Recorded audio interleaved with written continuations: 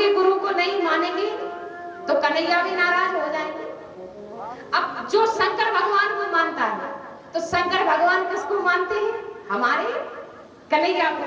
तो जो शंकर भगवान को मानेगा उसको कन्हैया को भी मानना पड़ेगा, और जो कन्हैया को मानेगा उसको शंकर भगवान को भी मानना पड़ेगा। शिव द्रोही ममदास कहावा, सोनर मोई सपने नहीं। तो मानना तो दोनों को पड़ेगा। अब शंकर भगवान को कौन कौन देखना चाहता है? अब उठाओ हाथ। अब मान लो शंकर भगवान सामने आ गए, जरा सोचो, अभी एक जरा सा सर्प बीच में याद आए तो उठ के भाग जाओगे? भाग जाओगे कि नहीं? अरे सांप आ गया, सांप आ गया। और मान लो शंकर भगवान आ गए तो सोचो, जटाओं में सर्प, गले में सर्प, भुजाओं में सर्प, तो क्या देख सकोगे? वो भी ये सर्प नहीं, शेष नाग, कालकूट विष जिससे उत्पन्न होता हो, ऐसे भयंकर सर्प जिसके शरीर में हो। अब सोचो, जिस चंद्रमा को हम अपनी आंखों से नहीं देख सकते, वो चंद्रमा भगवान शिव जी के जटाओं में विराजमान है, क्या देख लोगे? अगर शंकर भगवान वास्तविकता में आ भी गए ना तो शरीर से प्राण निकल जाएंगे महाराज, देख नहीं पाओगे। उनको देखने के लिए क्षमता चाहिए जो हमारे पास नहीं है। अभी हमारे बीच शेर आ जाए अचानक से जंगल से, कोई कथा नहीं सुनेगा, सब भाग जाएंगे, क्योंकि शेर आ गया। और उस शेर की मृगशाला पर भगवान शिव जी का वास है। कितने भयंकर विराट स्वरूप होगा, गुणगान नहीं कर सकते। और उन्हीं के नीचे के ये सब लोग हैं, यमदूत, यमराज। यमराज भी बड़े भयंकर। तो यमराज जब सामने आते हैं तो बड़ा विकट स्वरूप है उनका, उनको देख करके लोग डर जाते हैं। तो जब जैसे ही अजामिल ने यमदूतों को देखा, भयंकर डर गए, डर के मारे पुकार लगाई, नारायण बेटा बचाओ, कोई भयंकर पुरुष मुझको मार रही है, पीट रहे हैं। और जैसे ही नारायण सुना तो नारायण के दूत वहां पहुंच गए। नारायण के दूतों ने कहा अजामिल को हम लेने आए। तो एक दूसरे को बहुत मारा। अब यम के दूतों ने सोचा कि बिन यमराज को खबर दिए हुए अगर हम लड़ाई झगड़ा करें, कहा पागलों जरा धीरे बोलो। बोले क्यों? हम इस समय नरक में खड़े हुए हैं, क्योंकि अजामिल को नरक में ही आना था। लेकिन अगर तुम नारायण नारायण तेज पुकारोगे तो ये जितने भी जीव यहाँ नरक में पड़े हुए हैं ना, इन सबकी मुक्ति हो जाएगी, तो जरा धीरे बोलो। अच्छा, नरक क्या है जानते हो?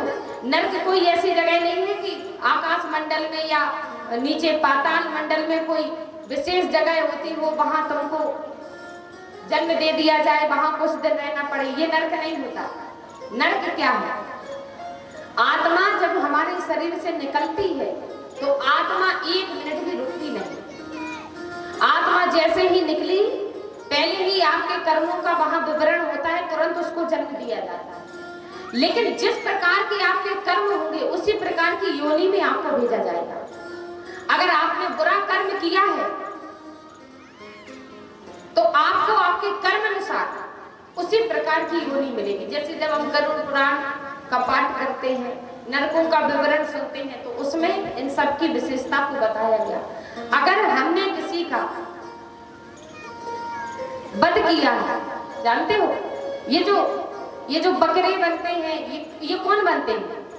जब हमने किसी बकरे को मारा हो या किसी की हत्या की हो तो हमको भी बकरा ही बनना पड़ता है। अगले जन्म में जाकर हमको कोई मारेगा तब हमारा वह कर्म से हम मुक्त होंगे।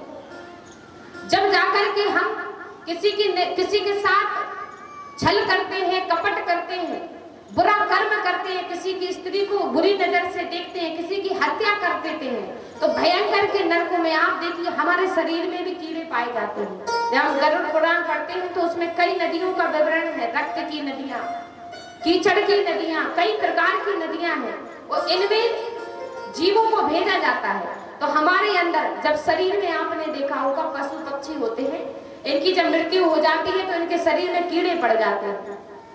तो ये कौन है? ये वही जीव है, कर्म अनुसार इनको वहां भेजा गया।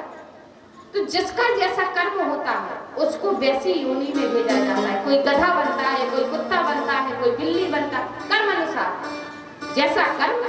आत्मा कभी बैठी नहीं रहती, शरीर से आत्मा निकली और तुरंत ही उसको शरीर दिया गया। आत्मा कभी रुकती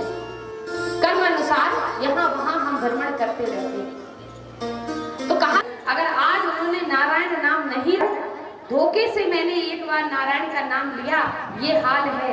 अगर मैं जीवन भर से नारायण का नाम जपता होता तो शायद आज मैं मुक्त हो जाता। आज पश्चाताप हुआ और भगवान अपने जीवन में आए हैं, ग्रस्त में आए हैं तो कर्म करना पड़ेगा।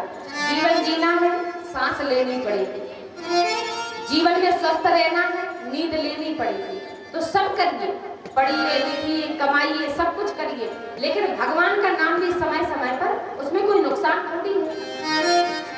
तो समय समय पर नाम लेते चलिए, लेकिन हमको समझ नहीं आता। रखिए कौन सा उपदेश दिया, कहा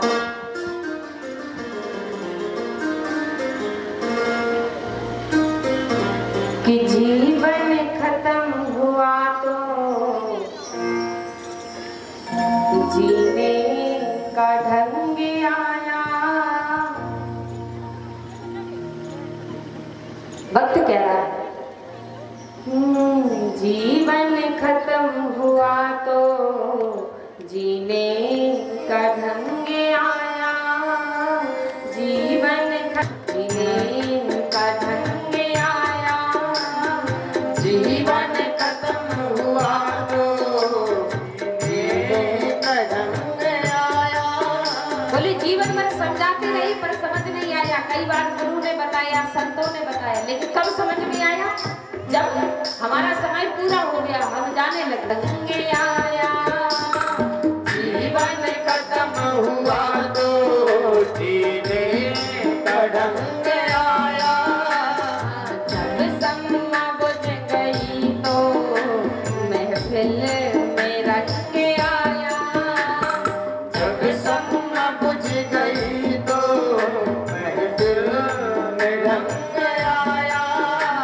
ये संसार में तो जब सम्मा बुझ जाती है तब हम प्रकाश ढूंढते हैं, लेकिन अवसर नहीं है। आज अवसर है, आज कृष्ण जन्म है, आज राम जन्म है, आज अपने आप को परिवर्तित कीजिए।